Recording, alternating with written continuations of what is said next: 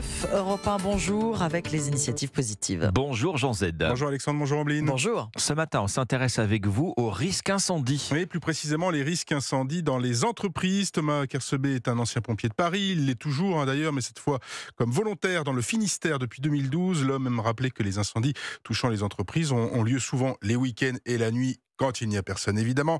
Et de fait, les pompiers qui arrivent sur place n'ont pas d'informations précises sur le lieu où ils vont intervenir. Seuls 0,7%, c'est petit, des entreprises sont connues des services de secours. Oui, c'est rien du tout. Oui, voilà, c'est exactement. L'autre statistique, c'est que 70% des sociétés victimes d'un incendie déposent le bilan dans les semaines qui suivent l'incendie, incapables de faire face à la perte d'exploitation engendrée. Alors, quelle est l'idée de ce pompier expérimenté Oui, exactement. Après avoir monté son entreprise de consultant en prévention de risque, il propose désormais d'élaborer des fiches pour les entreprises comprenant toutes les informations pouvant servir aux pompiers en cas d'incendie. Alors, je dis simple, mais en 2018, en France, la France comptait 3,82 millions d'entreprises, donc simple, enfin en théorie.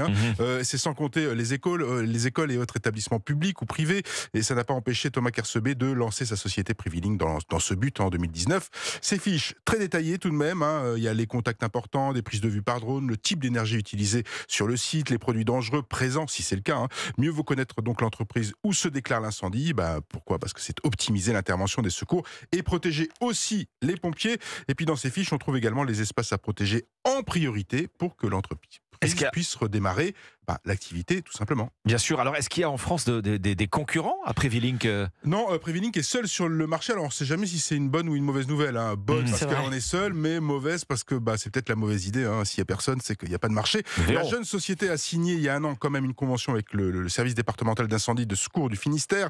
Elle a déjà convaincu près de 50 établissements de ce territoire. Le business model, c'est un prix forfaitaire payé à partir de 900 € à la charge de l'entreprise, selon la taille et le type de bâtiment. Et on peut les consulter comment, ces fiches ? En fait, directement sur le serveur de Privilink par les pompiers dès le premier coup de fil, pendant et après l'intervention également sur des ordinateurs et tablettes. Si l'activité démarre bien, Thomas Kersebet manque de bras quand même pour se développer. Il travaille actuellement à une levée de fonds. Merci Jean Z. Merci à vous. Les initiatives positives. À demain, Jean, sur Europe 1.